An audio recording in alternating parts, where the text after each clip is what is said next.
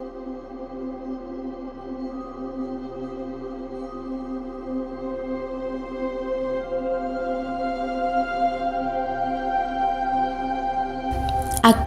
donde se lucha por un futuro mejor para nuestro país.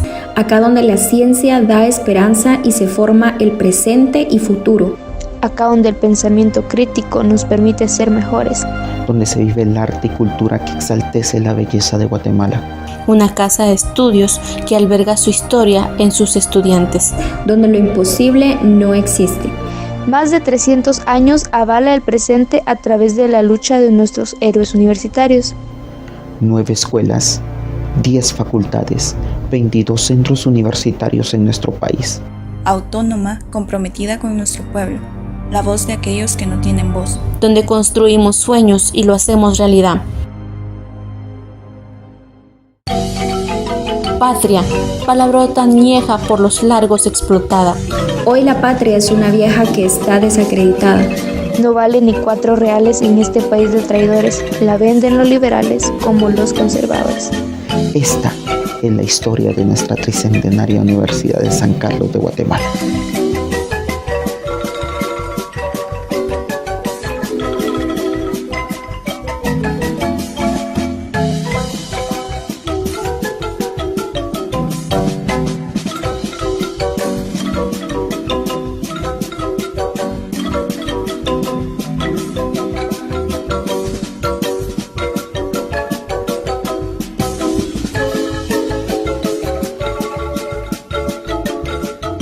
Si hablamos de educación superior, definitivamente necesitamos hablar de la historia de nuestra casa de estudios, de la Universidad San Carlos de Guatemala, que se remonta hasta el año de 1548, donde el licenciado Francisco Marroquín, en ese entonces primer obispo de Guatemala, solicitó la autorización para fundar la universidad en la ciudad de Santiago de Guatemala, hoy como la conocemos, nuestra antigua Guatemala.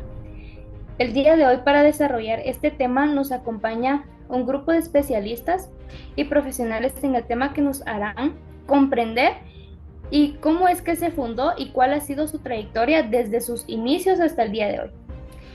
Para esto, el día de hoy nos acompaña Erlin Esquivel, Keren Lima, Loren Gómez y Gerson Fares. Sean todos bienvenidos. Y bueno, sabemos que en libros está que el monarca Carlos II autorizó la fundación de la universidad, pero quisiera hacer la primera pregunta dirigida a una de nuestras invitadas, que es una licenciada en Historia de Guatemala. Keren Lima, es un gusto. ¿Nos podrías decir cuáles son las primeras carreras con las que contó la Universidad de San Carlos de Guatemala? Hola, ¿qué tal? Un gusto. Gracias por el espacio. Respondiendo a tu pregunta. Para ello tendríamos que retroceder hasta el año de 1676, donde las carreras que estaban autorizadas eran teología escolástica, teología moral, leyes, medicina, cánones. También habían 2 cátedras de lenguas. Estas eran las que por el momento estaban autorizadas y se ofrecieron a los estudiantes, que como dato curioso e importante, la universidad comenzó solamente con 70 estudiantes y en el año de 1681. Y en octubre de 1686 tomó la posición de primer rector el doctor Jorge de Baños y Sotomayor. Muy interesante, Keren, muchas gracias por tu aporte. Y bueno, ya que se inició con carreras con bastante potencial y algunas bastante fuertes, que incluso se estableció antes que el nombre de la universidad, pero Erlin, ¿tú podrías comentarnos cuál fue el nombre que se le estableció a la universidad y por qué o en honor a quién se le atribuye ese nombre? Bueno, primero se le atribuye el nombre al obispo San Carlos Borromeo, y el nombre que se le dio inicialmente un año después de que fue su creación fue la Real Pontificia Universidad de San Carlos. Y algo que es importante conocer también es lo que sucedió en 1773. Y para esto, pues en este momento cedo el tiempo si alguno de los presentes conoce algo del tema o puede aportar algo sobre lo que sucedió. En este momento tienen la oportunidad de hablar. Sí, es sobre el terremoto de Santa Marta. En el año de 1773 una serie de fuertes temblores sacudió la Capitanía General de Guatemala y pues la consecuencia de eso fue la destrucción casi total de la ciudad capital, que en ese entonces era la antigua Guatemala. Y por esa razón pues la universidad tuvo que trasladarse ya en 1777 a la nueva ciudad en la zona 1, lo que hoy se conoce como Iglesia de Santo Domingo. Y 2 años después se le otorga su primera sede oficial en lo que hoy alberga Musac. Y es que después de todos esos sucesos, los terremotos, se necesitó la reconstrucción de la universidad en la Guatemala de la Asunción. Era necesario establecernos en un lugar nuevo, entonces vienen todos estos procesos de la independencia de 1821 y con ellos nuevos estatutos universitarios. Y allí se suprime el nombre de universidad, o sea, le quitan ese nombre y le ponen el nombre de Academia de Ciencias. Y creo que es necesario mencionar que aunque esta legislación por el doctor Mariano Gálvez dura aproximadamente 19 años, ya que en 1840, durante el gobierno denominado como conservador, el jefe de Estado Mariano Rivera de Paz le devuelve el título de universidad y se le conoce nuevamente como Universidad de Guatemala. Ya después, 7 años después para ser precisa, Rafael Carrera le devuelve, le da el nombre de Real y Pontífica Universidad de San Carlos de Borromeo. Y ya años después, de nuevo, cambia el nombre después de la Revolución Liberal que se da en 1871. Así que en el año de 1875 se le suprime el título de pontificada y el nombre cambia a Universidad Nacional de Guatemala. Perfecto, estos son datos muy puntuales, pero este es el último cambio de nombre que tiene. Fíjate que específicamente no, es algo muy interesante porque realmente esto tiene mucho recorrido a lo largo de la historia. Otro cambio que se le da es en el año de 1918, donde resulta que se aprueban nuevos estatutos para universidades. Esto quiere decir que cambia su nombre y se le da el nombre de Universidad Nacional Cabrera. En este caso, luego de este cambio se da el último específicamente, que es en el año de 1920 exactamente. En este momento se le da como Universidad Nacional, pero específicamente el último cambio se desarrolla en 1927. Esto bajo el mandato del entonces gobernante Lázaro Chacón. Se queda al final su nombre original, que se conoce como Universidad de San Carlos de Guatemala, exactamente como se conoce al día de hoy. Excelente, muchas gracias a todos por el aporte. Y bueno, hasta aquí vamos adentrándonos a la historia, pero cambiemos un poco la dirección de esto. Y es que como todos sabemos, la universidad es del pueblo y además es autónoma. ¿Y qué quiere decir esto? Que tiene la capacidad de tomar sus propias decisiones y obviamente hacerse responsable de las mismas, ¿verdad?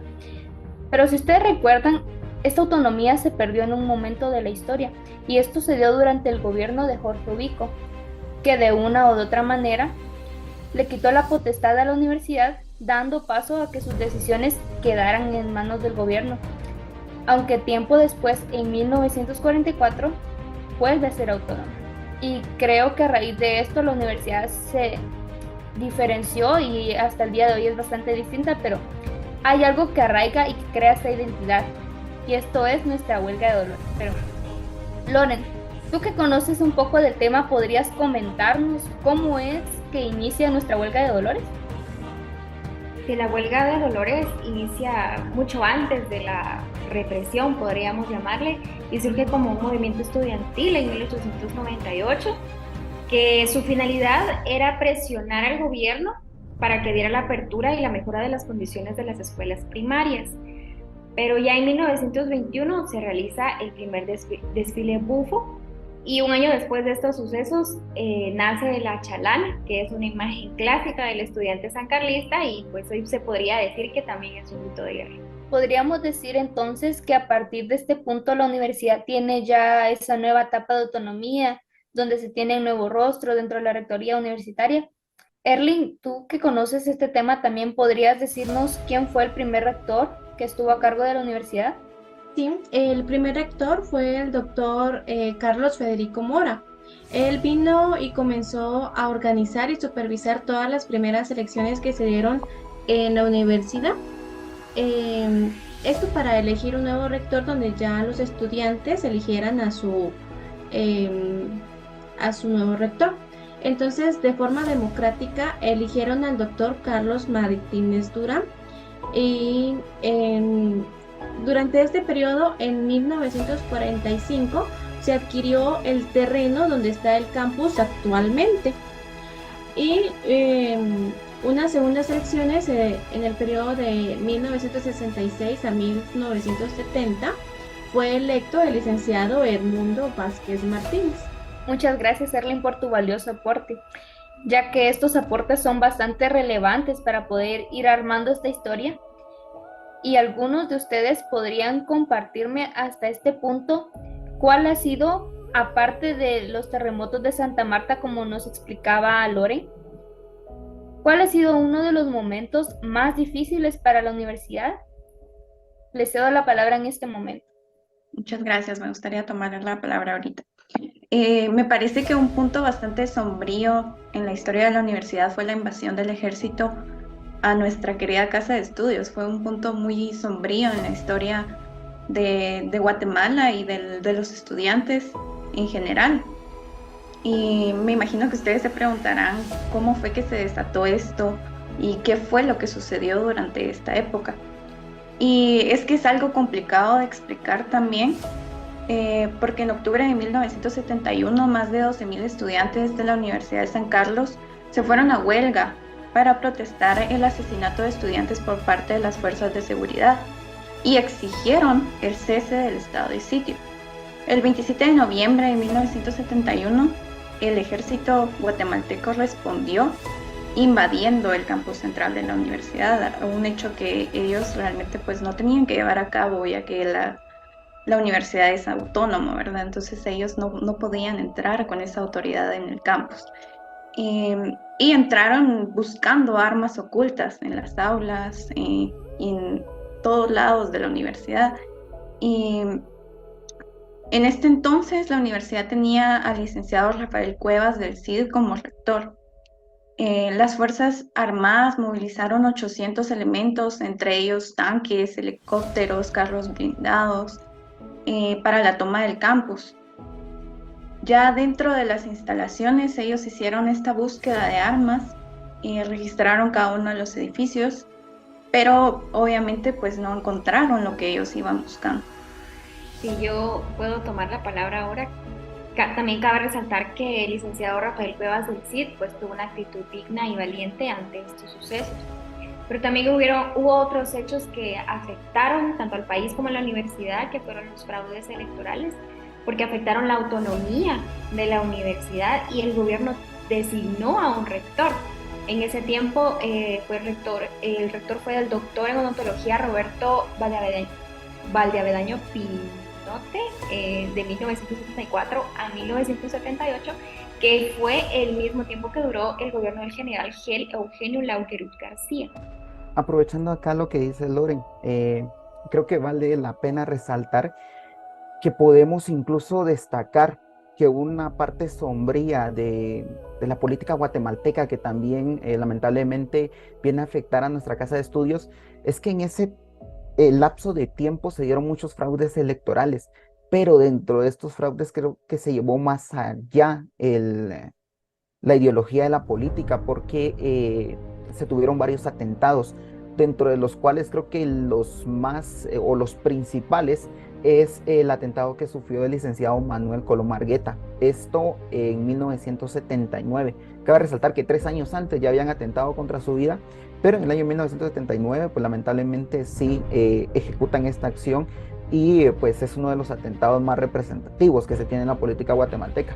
De igual forma también se dio un atentado al rector de la universidad en el año 1976. Recordemos que en ese año el rector era Valdebañeda Pinot, entonces a él pues el atentado fue por medio de una bomba que se ubicó en su vehículo. Milagrosamente pues él salió salvo del suceso que se dio, pero pues es una de las tantas situaciones que se vivieron en la coyuntura de la política nacional. Sí, claro.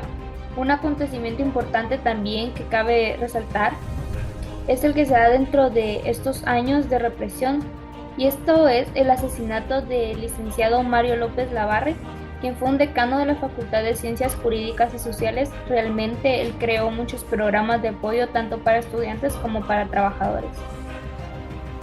Y es que acá cabe resaltar que todo esto tiene un punto y final cuando se firman los acuerdos de paz en 1996 y comienzan otros procesos, otros sucesos que hasta el día de hoy estamos tratando de comprenderlos, hasta el día de hoy seguimos siendo afectados por estos y igualmente todo esto sigue siendo parte de nuestra tricentenaria universidad. Sí, totalmente de acuerdo con Erling. Podríamos decir que entre los sucesos más importantes de los que hablamos se encuentra la apoderación de la AEU, la Asociación de Estudiantes Universitarios, en la que finalmente pues ganó las elecciones Jorge Mario García. Así es, y por apoyar a García y sufrir intimidaciones por miembros encapuchados del comité de huelga de la SPEM, que estaban dirigidos por Byron Losley, pues estos grupos relacionados a García ganaron fácilmente las elecciones de la AEU. Ya en marzo del 2001, el Honorable Comité de Huelga recibió públicamente un donativo de 30,000 quetzales por parte del entonces presidente Alfonso Portillo, que a su vez fue declarado como huelguero honorable, pues algo que nunca se había dado. Y es por esto que García ha contado con apoyo principalmente de las facultades de Derecho, Ciencias Económicas, Humanidades, Psicología y Odontología, así como de las escuelas de enseñanza media y de Ciencias de la Comunicación. Pero principalmente su estabilidad proviene de las manifestaciones con fuerza, que en la época de huelga de Dolores y con los decanos de la facultad, en donde los estudiantes les son útiles durante los procesos de elecciones. Creo que parte de toda la historia que maneja la universidad, realmente creo que todo esto pues centra que nuestra casa de estudios pues tiene ese carácter de universidad estatal. Realmente le corresponde esa exclusividad de venir y dirigir, organizar o desarrollar hasta cierto punto la educación superior del Estado. Recordemos que es la única pues universidad pública en nuestro país. Esto pues da como resultado que tiene que promover más allá todos los medios de alcance de investigación, donde pueda hacer que el ser humano, específicamente nosotros como profesionales, podamos cooperar en el estudio y la solución de muchos problemas acá en Guatemala.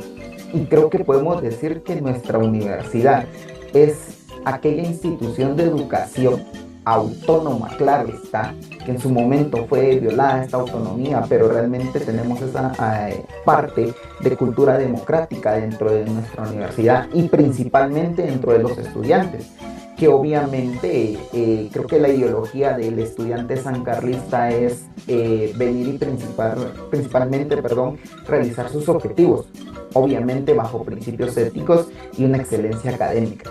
Creo que esta parte es la que más encierra esta historia de la creación de nuestra Universidad de San Carlos, que encierra muchos acontecimientos, encierra muchas anécdotas, encierra muchos hechos históricos que marcan el punto y aparte de esa pues, educación universitaria como tal y que nos permite a nosotros como guatemaltecos tratar de ver esa superación tanto en lo profesional, lo académico y pues obviamente mejorar nuestra situación como país. Muchas gracias, Gerson, por tu valioso aporte y muchas gracias también a los profesionales que nos apoyaron el día de hoy. Ha sido un gusto contar con su presencia. Realmente han sido muy valiosos los aportes que nos han dado, ya que conocimos y nos ayudaron a entender el origen y la trayectoria que ha tenido la universidad desde sus orígenes hasta el día de hoy, todo lo que ha pasado y hasta el día de hoy creo que seguimos luchando por la autonomía y que se velen y se respeten los derechos de la universidad. Así que muchas gracias y nos vemos en una próxima ocasión.